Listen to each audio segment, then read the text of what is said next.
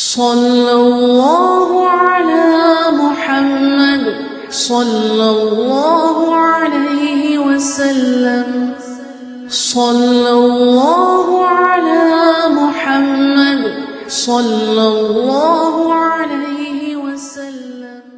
മക്കളിൽ വളർത്തിയെടുക്കണം, അതിൽ സംശയമില്ല. നിങ്ങൾ കണ്ടില്ലേ, അള്ളാഹിന്റെ ഖുർആൻ തന്നെ നമ്മളോട് ദുആ കൊണ്ട് പറഞ്ഞത്, റബ്ബനാ ആതിനാ ഫിദ്ദുനിയാ ഹസന, അല്ലാഹ് ഞങ്ങൾക്ക് ദുനിയാവിൽ നീ സർവ ഹസനത്തും തരണം, വഫിൽ ആഖിറതി ഹസന, ദുനിയാവിൽ ഹസനത്തും സന്തോഷവും സന്തുഷ്ടമായ ഒരു ജീവിതമൊക്കെ സമ്പാദിച്ചാലാണ് ആഖിറത്തിലേക്ക് സമ്പാദിക്കാനുള്ള ഒരു നല്ല മനസ്സ്, നല്ല ഫ്രീ ആയ ഒരു മൈൻഡ് നിസ്കരിക്കുന്ന സമയത്തും അതുപോലെ ഇബാദത്തിന്റെ സമയത്തൊക്കെ ഫഖർ കൊണ്ടും അതുപോലെ പ്രയാസങ്ങൾ കൊണ്ടും ബുദ്ധിമുട്ടുകൾ കൊണ്ടും തരണം ചെയ്യേണ്ട ഒരു രംഗമായാൽ ഒരിക്കലും എഴുന്നേറ്റ് നിസ്കരിക്കാനുള്ള ആരോഗ്യമുള്ള കാലത്ത്, എഴുന്നേറ്റ് നിസ്കരിക്കാനുള്ള ആരോഗ്യമുള്ളപ്പോൾ, എഴുന്നേറ്റ് നിസ്കരിക്കുമ്പോൾ ഉണ്ടായ ഒരു അനുഭൂതി ഉണ്ടല്ലോ, അത് ഇരുന്ന് നിസ്കരിച്ചാൽ കിട്ടാൻ പോകുന്നില്ല. എഴുന്നേറ്റ് നിന്ന് ആരോഗ്യത്തോടെ നിസ്കരിക്കുമ്പോ എന്തുകൊണ്ടാണ് ഇരിക്കാനുള്ള കാരണം? എല്ലാരും പള്ളിയിൽ പ്രായമുള്ളവരൊക്കെ കസേരയാക്കി, ഞാൻ മാത്രം കസേരയില്ലാത്തതുകൊണ്ട് ഞാൻ പ്രസിഡന്റ് ആകൂല എന്ന് മേടിച്ചിട്ട് കസേരയാക്കാൻ നിർവാഹമുണ്ടോ? അതിന് നിർവാഹമില്ല കേട്ടോ. പള്ളിയിൽ കസേര ഇടേണ്ടത് പ്രസിഡന്റ് ആകുന്നവർ അല്ല, അല്ലെങ്കിൽ വൈസ് പ്രസിഡന്റ് ആകുന്നവർ അല്ല, പള്ളിയുടെ സ്ഥാനം കിട്ടേണ്ടവർ അല്ല. പള്ളിയിലെ കസേര ഉപയോഗപ്പെടുത്തേണ്ടത് എപ്പോഴാണ് എന്നറിയോ? നേരാവണ്ണം എഴുന്നേറ്റ് നിൽക്കാൻ പറ്റാത്തപ്പോഴാണ് എഴുന്നേറ്റുള്ള നിസ്കാരത്തെ കൈയൊഴിക്കേണ്ടത്. മുസ്ലിയാരെ സുജൂദ് ചെയ്യാൻ ഒരു നിർവാഹം ഇല്ലാത്തത് കൊണ്ടാണ് അതിന്റെ പേരിൽ എഴുന്നേറ്റ് നിന്നിട്ടുള്ള നിസ്കാരത്തെ കൈയൊഴിക്കാൻ പാടില്ല എന്ന് ഞാൻ പറഞ്ഞത്. സുജൂദ് സാധാരണ ചെയ്യുന്നത് പോലെ വാജിബായ നിലക്ക് ചെയ്യാൻ പറ്റുന്നില്ലെങ്കിൽ എല്ലാ ഭാഗങ്ങളും നിന്നുകൊണ്ട് ചെയ്തിട്ട് സുജൂദ് മാത്രം ഇരുന്നിട്ട് കസേരയിൽ ഇരുന്നിട്ട് ചെയ്യാനേ അനുമതിയുള്ളൂ. ഞാനിപ്പോ അതിലേക്ക് വിശദമായി കിടക്കുന്നില്ല. അതേ സ്ഥാനത്ത് കസേരയിലായാലേ ബഹുമാനം കിട്ടൂന്ന് വിചാരിച്ചിട്ട് കസേര നിസ്കാരം തുടങ്ങാമെന്ന് വിചാരിക്കരുത്, അതിനുവേണ്ടി ആഗ്രഹിക്കരുത്, അതിനുവേണ്ടി കൊതിച്ചു പോകരുത്. തീരെ നിർവാഹമില്ലെങ്കിൽ ചെയ്യേണ്ട പണിയാണ് ഇരുന്നിട്ടുള്ള നിസ്കാരം കേട്ടോ. അതിനും നിർവാഹമില്ലെങ്കിൽ ചെയ്യേണ്ട പണിയാണ് കിടന്ന സ്ഥലത്തുള്ള നിസ്കാരം, അതിനും കഴിയാതിരിക്കുമ്പോഴുള്ള പണിയാണ്. കണ്ണുകൊണ്ടുള്ള നിസ്കാരം അതിനും പറ്റാതിരിക്കുമ്പോഴതാണ്. ഹൃദയം കൊണ്ടുള്ള നിസ്കാരം എങ്ങനെയായാലും നിസ്കാരത്തിന്റെ സമയം എത്തിക്കഴിഞ്ഞാൽ നിസ്കാരത്തെ കൈയൊഴിക്കാൻ നിർവാഹമില്ല, നിസ്കാരത്തെ കൈയൊഴിക്കാൻ വഴികളില്ല. നിസ്കാരം ഒരു മുഅ്മിനായ മനുഷ്യനെ സംബന്ധിച്ചിടത്തോളം അവന്റെ ജീവിതത്തിൽ ഏറ്റവും അനിവാര്യമായ ഇബാദത്താണ്. അത് 5 നേരം കൃത്യമായി നിർവഹിച്ചോളണം. യാത്രയിലാണോ ജംആക്കിയിട്ട് നിസ്കരിക്കുകയാണെങ്കിൽ പോലും അവിടെയും നിസ്കാരം ഒഴിവാക്കാൻ നിർവാഹമില്ല, നിസ്കാരം വേണ്ടെന്ന് വെക്കാൻ നിർവാഹമില്ല, നിസ്കരിക്കുന്നില്ല എന്ന് തീരുമാനിക്കാൻ നിർവാഹമില്ല. നിസ്കാരം എന്ന് പറയുന്നത് ഇബാദത്തിന്റെ കൂട്ടത്തിൽ ഏറ്റവും കൂടുതൽ ശ്രദ്ധയോടുകൂടെ കൈകാര്യം ചെയ്യേണ്ട ഒരു ഇബാദത്താണ്. അത് നിങ്ങൾക്ക് ഒരുപാട് ഗുണങ്ങൾ ചെയ്യും. ആ കൂട്ടത്തിൽ ഒന്നാണ് ഖുർആൻ. ഇന്ന സ്വലാത്ത തൻഹാ അനിൽ മുൻകർ. മോനെ, നിന്റെ ജീവിതത്തിൽ ആത്മാർത്ഥതയോടെ നീ നിസ്കരിക്കുന്ന നിസ്കാരമുണ്ടല്ലോ, ആ നിസ്കാരത്തിന്റെ വലിയൊരു ഫലമാണ് തൻഹാനിൽ മുൻകർ. അല്ലാഹുവിന്റെ ഖുർആൻ നമ്മളോട് പറയാണ്, ആ നിസ്കാരം വേണ്ടതുപോലെ റബ്ബിനെ ഭയപ്പെട്ട് നിസ്കരിക്കാൻ എനിക്ക് നിങ്ങൾക്ക് സാധിച്ചു കഴിഞ്ഞാൽ, അല്ലാഹുവിൽ ലയിച്ചുകൊണ്ടുള്ളൊരു നിസ്കാരത്തിന് വഅദ് പറയുന്ന എനിക്ക് സാധിച്ചാൽ, പ്രസംഗം കേൾക്കുന്ന നിങ്ങൾക്ക് സാധിച്ചാൽ, ജീവിതത്തിലെ തിന്മകളിൽ നിന്ന് മാറി നിൽക്കാനും അതിൽ നിന്ന് രക്ഷ നേടാനും നിസ്കാരം കാരണമായി പോയി. അതിനെന്ത് വേണമെന്നാ ഉമ്മമാരെ ഞാൻ പറഞ്ഞത്, എന്ത് വേണമെന്നാ ഉപ്പമാരെ ഞാൻ പറഞ്ഞത്, ചെറുപ്പക്കാരെ അതിനെന്ത് വേണമെന്നാ ഞാൻ പറഞ്ഞത്? അൽ-ഇഖ്ലാസു ലില്ലാഹ്, റബ്ബിന്റെ പൊരുത്തം പ്രതീക്ഷിച്ച് നിസ്കരിക്കാൻ കഴിയണം. അല്ലാഹുവിന്റെ പൊരുത്തം പ്രതീക്ഷിച്ച് നിസ്കരിക്കാൻ കഴിയണം. ബാപ്പാനെ ബോധ്യപ്പെടുത്താനുള്ള നിസ്കാരമല്ല, ഉമ്മമാര് ചോദിച്ചില്ലെങ്കിൽ മറന്നുപോകുന്ന നിസ്കാരമല്ല.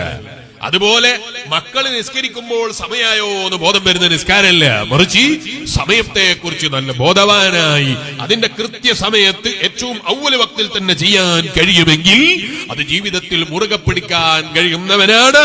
അവന്റെ ജീവിതത്തിൽ ഏറ്റവും വലിയ ഭാഗ്യവാനാണ് ഞാൻ പറഞ്ഞത്. അവന്റെ ജീവിതത്തിലെ തിന്മകളെ തടയാനത് നല്ലതാണ്, അവന്റെ ജീവിതത്തിൽ നന്മകൾ ഉണ്ടാകാനത് നല്ലതാണ്. റബ്ബ് നമുക്ക് തൗഫീഖ് ചെയ്യട്ടെ. അതുകൊണ്ട് ഉമ്മമാരെ, 7 വയസ്സെത്തിയ മക്കളെ നിസ്കരിക്കാൻ പഠിപ്പിക്കണം, നിസ്കാരത്തിന്റെ ഗൗരവത്തെ ബോധ്യപ്പെടുത്തണം. അത് സ്വബഹിയാണെങ്കിൽ പോലും നിസ്കാരത്തിന്റെ കാര്യത്തിൽ അങ്ങനെ ബേജാറ് വേണ്ടെന്നൊരു ചിന്ത നമ്മളെ മൈൻഡിൽ ഉണ്ടായിക്കൂടാ. കുറച്ചുകൂടിയൊക്കെ കഴിയട്ടെ, ചെറിയ കുട്ടിയല്ലേ, ഇപ്പൊ അങ്ങനെയൊക്കെ മതി എന്നുള്ളൊരു ചിന്താഗതി നമ്മളെ മക്കളെ 7-ാം വയസ്സിൽ തന്നെ പഠിപ്പിക്കുന്ന ബാപ്പമാരാകരുത്. അവൻ നമ്മക്ക് നിസ്കാരത്തിന് എവിടെയോ ഒരു ഗൗരവം കുറവുണ്ട് എന്നാണ് അതിന്റെ അർത്ഥം.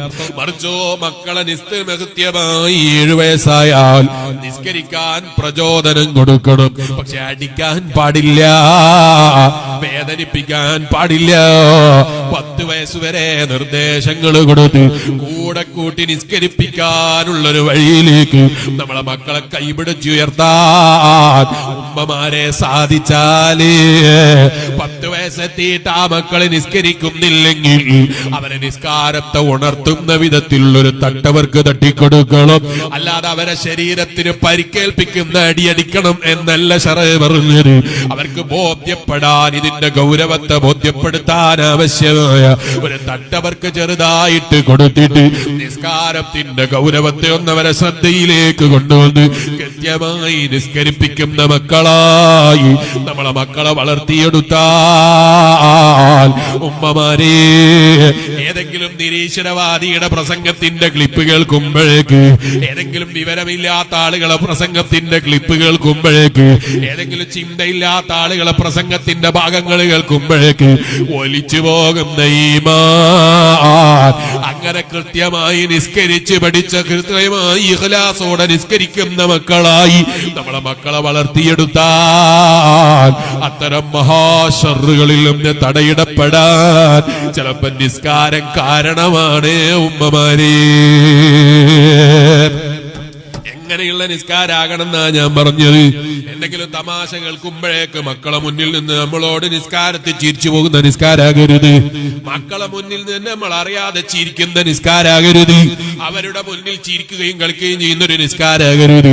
മറിച്ചോ, അതിന്റെ ഗൗരവത്തോടുകൂടെ കണ്ട് നിസ്കരിച്ച് മക്കളെ കാണിച്ചു കൊടുക്കുന്നവരാകണം. മക്കളെ മുന്നിൽ നമ്മൾ തന്നെ തലമറക്കാതെ നിസ്കരിക്കുന്നവരായാൽ, നമ്മൾ തന്നെ ഒരു ലുങ്കിയെ കൊടുത്ത് നിസ്കരിക്കുന്നവരായാൽ പടച്ചോന്റെ മുന്നിലാണ് നിൽക്കുന്നത് എന്നാണ് ഇയാള് പറയുന്നത്. ഇയാള് ലുങ്കി എടുത്തിട്ടാണല്ലോ നിസ്കരിക്കുന്നത്. ഇന്ന് വരെ നാട്ടുകാരുടെ വരെ മുന്നിൽ ഇയാളൊരു ബനിയനിട്ട് പോയിട്ടില്ല, ഇയാളൊരു കുപ്പായം ധരിക്കാതെ പോയിട്ടില്ല, ഇയാള് വേഷത്തിൽ മോശമാക്കിയിട്ട് പോയിട്ടില്ല. ആരെ മുന്നിൽ പോയിട്ടില്ല എന്നാ ഞാൻ പറഞ്ഞത്. നമ്മളെ മഹലിന്റെ പ്രസിഡന്റിന്റെ അടുക്കലേക്ക് പോയിട്ടില്ല എന്നാ ഞാൻ പറഞ്ഞത്. അള്ളാന്റെ മുന്നിലാകുമ്പോ ലുങ്കി എടുത്തുള്ള നിസ്കാരം, റബ്ബിന്റെ മുന്നിലാണെന്ന് പറഞ്ഞിട്ട് വേഷത്തിൽ വേണ്ടതുപോലെ പരിഗണനയില്ലാത്ത നിസ്കാരം. ഓ ചെറുപ്പക്കാരാ, നമുക്ക് തിരിയുന്ന കോഴി തിന്നാൻ പൈസ ഇല്ലാത്ത പ്രശ്നമില്ല, ഷവർമ കാണുമ്പോൾ തിന്നാനുള്ള പൈസ ഇല്ലാത്ത പ്രശ്നമില്ല, അതേ മന്തി എന്ന് പറയുമ്പോൾ വായിൽ വെള്ളൊരിക്കാത്തവരില്ല, ബിരിയാണി എന്ന് പറയുമ്പോ പൈസക്ക് പ്രയാസമില്ല, തിന്നുന്നതിനൊരു പ്രയാസവും ഇല്ല. 10 രൂപയുടെ തൊപ്പി നിസ്കരിക്കാൻ വേണ്ടി പള്ളിയിൽ കയറുമ്പോ നമ്മളെ തലയിലുണ്ടോ എന്ന് ചിന്തിക്കാനുള്ള മൈൻഡില്ലാത്തവരായി നമ്മളെ ഈമാൻ ചുരുങ്ങിപ്പോകുന്നവരായ,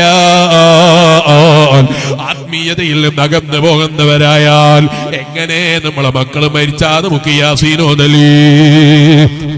എങ്ങനെ നമ്മളെ മക്കള് മരിച്ചാൽ എന്റെ ബാപ്പക്കൊരു യാസീനോദുണ്ട്, എന്റെ ഉമ്മാക്കൊരു യാസീനോദുണ്ട്, എന്റെ ഉമ്മാനെ മറക്കാൻ എനിക്ക് നിർവാഹമില്ലല്ലോ, ബാപ്പന്റെ ഖബറിന്റെ അടുക്കലൊന്ന് പോകണ്ടേ എന്ന് ചിന്തിക്കുന്ന മക്കളാകാൻ ആ മക്കൾക്ക് പ്രചോദനം കൊടുക്കേണ്ടത് വെറും മദ്രസയിലെ ഉസ്താദുമാരാണെന്ന് ചുരുക്കി ചിന്തിക്കരുത്.